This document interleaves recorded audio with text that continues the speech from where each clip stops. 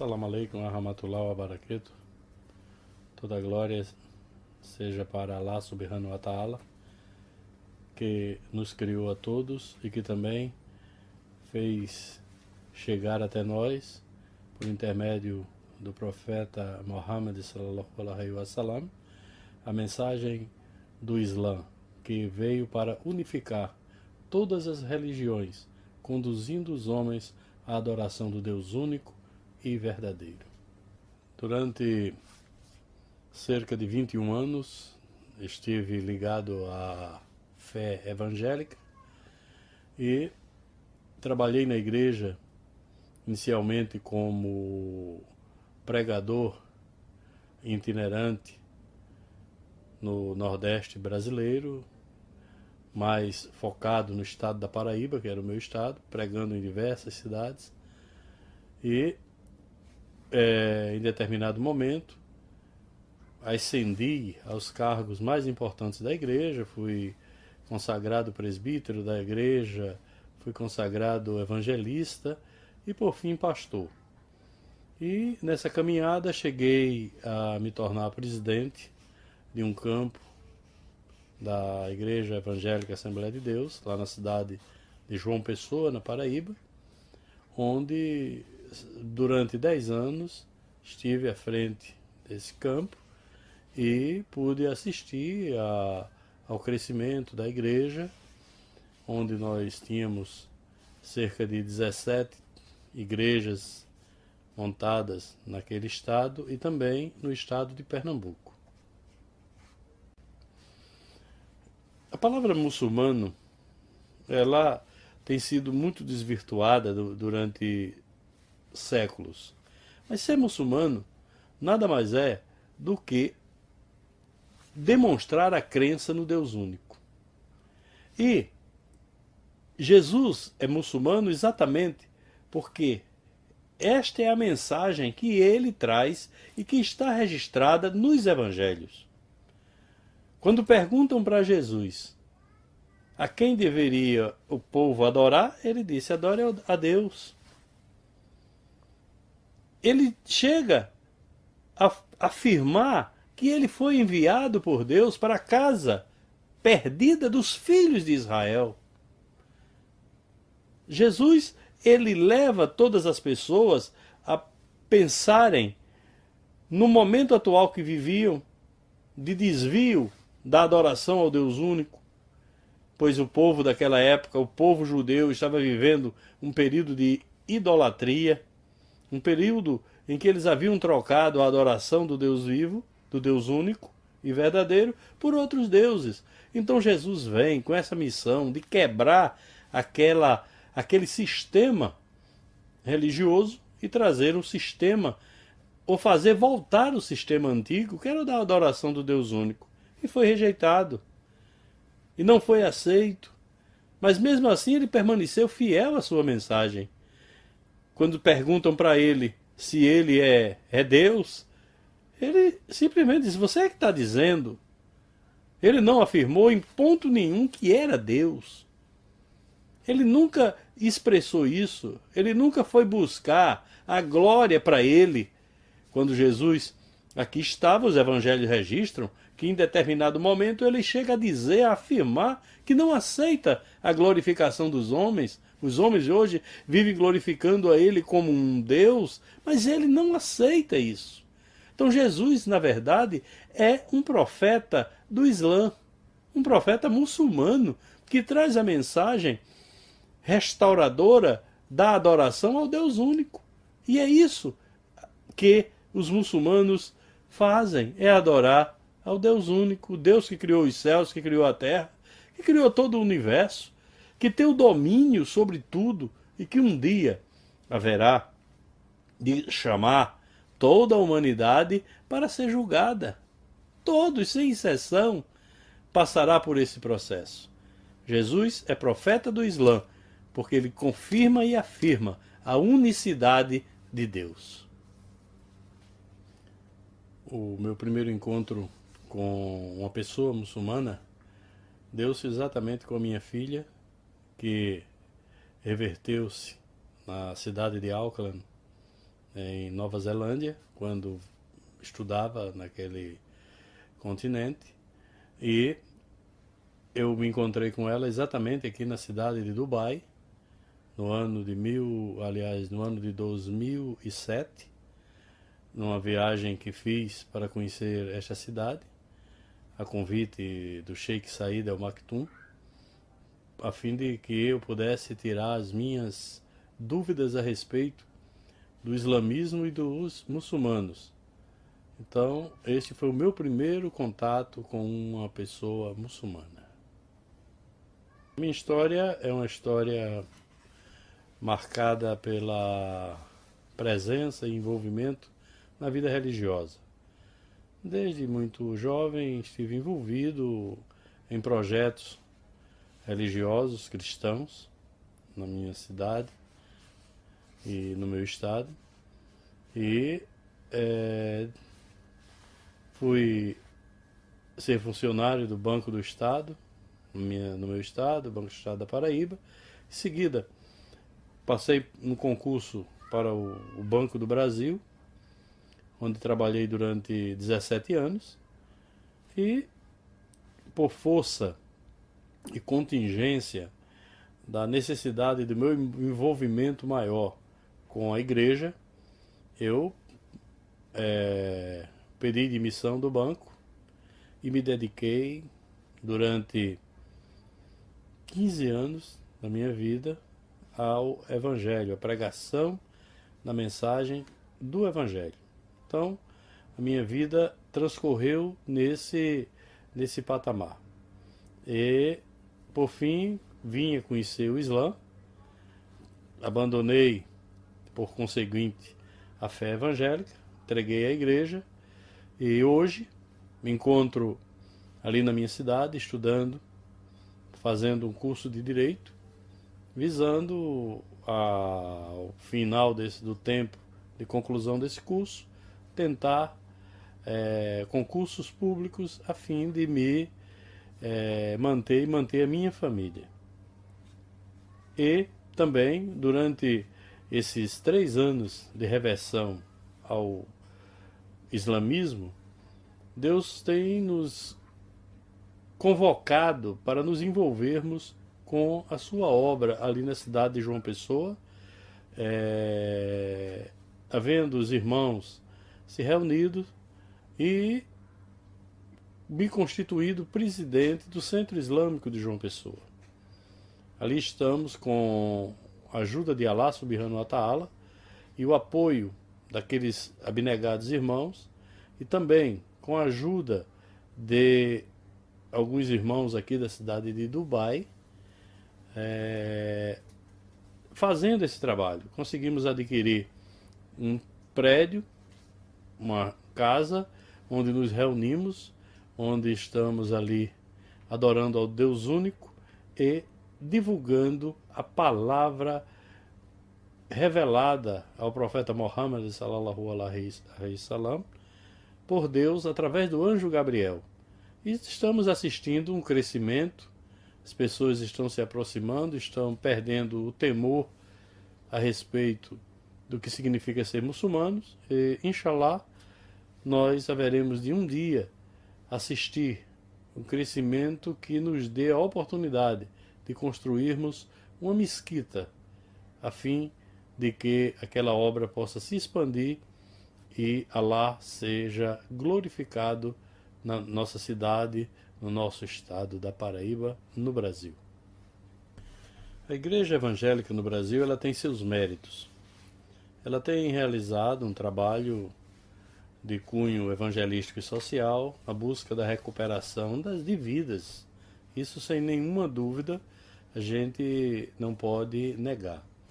Claro que existem desvirtuamentos dentro das próprias organizações, pois a Igreja Evangélica ela é subdividida em diversas denominações, mas, mesmo assim, na sua grande maioria, eles têm um trabalho essencial nesta área. A Igreja Evangélica no Brasil, como em todo o mundo, tem esta perspectiva de fazer de Jesus Cristo, o profeta do Islã, um Deus. Levar as pessoas à ideia de que Jesus é Deus. E isso, no meu entender, está prejudicando as pessoas, que muitas das vezes pensam que aquela é a verdade e, infelizmente, abraçam essa fé e encaminham-se de forma desordenada para uma vida futura. Não posso dizê-las, nem tenho autoridade para condená-las, pois este é um assunto de Allah subhanahu wa ta'ala. Pois na mesma revelação alcorânica, ele diz que isto é um assunto dele, que ele julgará a cada um. Mas eu espero que a plena revelação da verdade chegue ao conhecimento das lideranças e nós tenhamos no Brasil uma nação que adore a um Deus que é único, que não tem parceiros, que não gerou e que também nunca foi gerado. Do meu conhecimento no Brasil, 2 pastores que se reverteram ao Islã.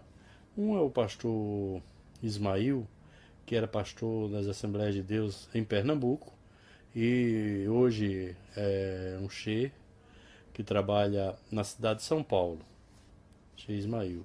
Também recentemente eu conheci um pastor, um ex-pastor lá na cidade de São Paulo, pastor Daniel, que se reverteu ao Islã há cerca de um ano e que hoje trabalha no Centro de Divulgação do Islã para a América Latina, o CEDIAL, lá na cidade de São Paulo, em São Bernardo do Campo. E recentemente eu tive a notícia de que um padre na cidade de Florianópolis, ele fez a sua reversão. Assisti isso através do YouTube, um trabalho dos irmãos do Islam Boy, lá na cidade de Florianópolis, divulgado no YouTube. E esse padre, em um aeroporto, ele fazia a sua reversão e dá também o seu testemunho. Então, essas pessoas não conheço mais, talvez tenha muito mais, eu não tenha ainda conhecimento. Mas a minha esperança é que muitos possam chegar a esse reconhecimento da unicidade divina, do Deus único que criou os céus e criou a terra, e nós tenhamos no Brasil uma grande comunidade islâmica para que a glória de Allah subhanahu wa ta'ala se derrame sobre aquela nação. A questão do preconceito, ela é uma questão bastante arraigada no ser humano. Não conheço muito bem, dentro do Islã, preconceitos com relação ao cristianismo. Se existe, é algo localizado, mas não é do meu conhecimento. Os muçulmanos que tenho o privilégio de conhecer até hoje são pessoas que seguem o Alcorão, a Sunna do profeta sallallahu alaihi wasallam, e portanto não se prendem a nenhum preconceito contra nenhuma religião. Estão sempre de braços abertos e de coração aberto para o diálogo. Já com relação ao cristianismo, eu posso falar porque vivi aquela realidade durante muitos anos. Fui um combatente não somente da religião islâmica, mas de qualquer outra religião que se levantasse contra o cristianismo. Então eu vejo que no cristianismo existe essa forma de se trancar, de se prender e achar que a revelação divina foi apenas privilégio de cristãos e de judeus. Quando o Alcorão nos fala, nos relata, que Deus, ele sempre enviou mensageiros para todas as nações. Nenhuma nação poderá afirmar diante de Allah subhanahu wa ta'ala no dia do juízo final que não teve um mensageiro, que ninguém nunca falou para eles da realidade do Deus único, da unicidade divina. Então, portanto, com relação a essa questão de preconceito, eu espero que nós tenhamos o conhecimento real dos fatos, a fim de que esse estigma seja quebrado. Por quê? Deus é Deus único, Deus é Deus dos fiéis, Deus é Deus de todos aqueles que o procuram com sinceridade e que são capazes de afirmar que Ele é o Deus único, o Deus que criou os céus, que criou a terra, o Deus que levantou todos os profetas, o Deus que trouxe a sua mensagem reveladora a partir do profeta Adão, passando por outros profetas, Abraão, Ismael, Isaque, Jacó, Salomão, Davi, Jesus e, por fim, o profeta Mohammed, o último dos profetas, vaticinado por Deus, tanto na Bíblia, como também o próprio Alcorão revela isso, de que Deus enviou o profeta Mohammed sallallahu alaihi wasallam como o selo dos profetas, com a mensagem unificadora da fé que havia se perdido pela mistura das crenças e, enfim, desvirtuando aquilo que foi ensinado desde o princípio pelo pai da fé, o profeta Abraão. Que Deus se agrade dele, que Deus o tenha. Portanto, a nossa esperança é de que todo preconceito caia por terra e venha a surgir a mensagem islâmica unificadora que fará de toda a humanidade uma humanidade crente no Deus único e verdadeiro, que é o Salvador único da humanidade. Esta é a mensagem que eu deixo com relação à questão do preconceito, pois o preconceito ele sempre é destruidor, ele não é obra de Deus para o crescimento e para a unificação. Então, se há de ambas as partes algum preconceito, que esse preconceito seja colocado de lado. Como disse, repito, não conheço preconceito do islamismo com relação ao cristianismo. O islamismo é aberto a todas as religiões, não para forçar, pois não há compulsão na religião. Ninguém é obrigado a se tornar muçulmano. Quem quer se tornar muçulmano, se torna muçulmano por livre e espontânea vontade. Não existe nenhuma força opressora e nenhuma compulsão que leve a pessoa a se tornar muçulmano. Então, minha proposta para todos é que olhem a outra religião com outros olhos, procure entender, procure estudá-la, procure compreender detalhes dela que somente o estudo traz. Portanto, meus diletos amigos e ouvintes, a minha esperança é verdadeiramente de poder, naquele grande dia, assistir à vitória do bem, a vitória de Alá e todos os seus escolhidos e reservados por ele para o paraíso, juntos, adentrando naquele dia festivo de comemoração universal da grandiosidade do Deus único, que une e que eleva o ser humano que ele criou com tanto amor.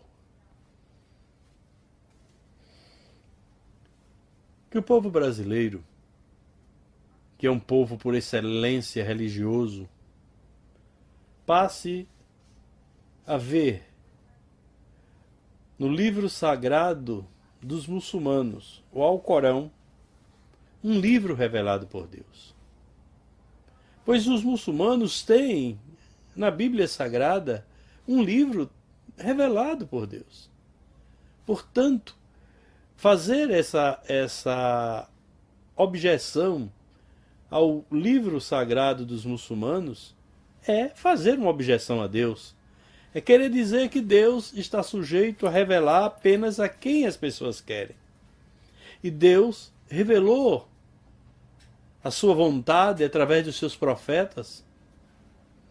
Diversos livros que foram catalogados na Bíblia Sagrada, outros os homens não catalogaram. Nós conhecemos N livros que são considerados livros não revelados, mas que na verdade a gente tem pleno conhecimento da revelação deles. Foram livros que Deus levantou profetas para falar para um povo. E, portanto, não aceitar a revelação divina do Alcorão é não aceitar a soberania de Deus. O livro, o Alcorão sagrado, é um livro que Deus revelou para os últimos tempos. E não entendam os brasileiros um livro revelado para os árabes, mas é um livro para toda a humanidade. É um livro que serve para modificar não somente uma estrutura religiosa, pois o Alcorão traz em si ensinos de vida diária, de todos os momentos, de cada um momento da nossa vida, pois nós não vivemos somente dentro das instituições religiosas, nós trabalhamos, o Alcorão fala de trabalho, nós nos divertimos, o Alcorão fala de diversão. O Alcorão é um livro completo, é um livro de vida, é um livro que nos ensina a como comprar, como vender, como agir em sociedade. Portanto, o Alcorão, sendo entendido pelo povo brasileiro como um livro revelado por Deus, com certeza adentrará em seus corações e mudará a estrutura nacional de fé e também em todos os âmbitos sociais. A minha palavra para os brasileiros, minha palavra para o povo da minha nação, é de que afastem todo e qualquer preconceito contra o livro dos muçulmanos, pois ele não é um livro temerário, não é um livro que pregue a destruição de ninguém. É um livro que conta histórias de fatos que aconteceram, mas é um livro que mostra que a paz deve ser sempre buscada, pois é na paz que a unidade das pessoas faz e traz progresso para toda a humanidade. Que Deus abençoe, que Allah, Subhanahu wa Ta'ala, abençoe a nação brasileira, que Allah se apiede de nós e nos conduza dia a dia a sua senda, a senda reta, a senda dos que ele agracia. O Alcorão é um livro altamente emocionante.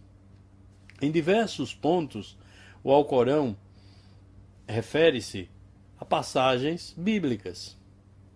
Em diversos pontos, o Alcorão traz realidades que estavam obscuras na revelação bíblica e traz esclarecimentos. Mas, como a pergunta me é feita a respeito de qual dos versos ou qual dos hadizes me mais emocionam, eu posso afirmar com toda convicção que, para mim, o verso ou a surata que mais me toca, pois ela me toca toda, por completa, é a surata Al-Fatiha. Eu vejo na surata da abertura, que não foi a primeira revelada ao profeta Muhammad sallallahu alaihi wasallam, mas foi colocada como a primeira, como uma revelação plena de todo o Alcorão. Ela mostra a unicidade de Deus. Ela mostra também como nós devemos viver, mostra o processo do julgamento final, mostra o nosso pedido a Deus para que nós não caminhemos nas mesma direção dos insensatos, mas que Ele, o próprio Allah Subhanahu wa Ta'ala, nos guie à senda reta, à senda daqueles que Ele agracia. Então, para mim, no meu entender, Al-Fatiha é o texto alcorânico que mais me emociona. Sabemos que durante 17 vezes, todo dia, o muçulmano a repete. E cada vez que estou orando, que falo para Deus em oração, a recitação da Al-Fatiha, me sinto altamente privilegiado por estar sendo conduzido pela senda reta, pela senda daqueles que Ele agracia. Bismillahirrahmanirrahim. Alhamdulillah Rabbil Alamin. Ar-Rahman Ar-Rahim Malik Yawmiddin. Iyyaka na'budu wa iyyaka nasta'in. Ihdina sirata mustaqim. Sirata ladina an'amta alaihim. Ghayril maghdubi alaihim waladdallin. Amém.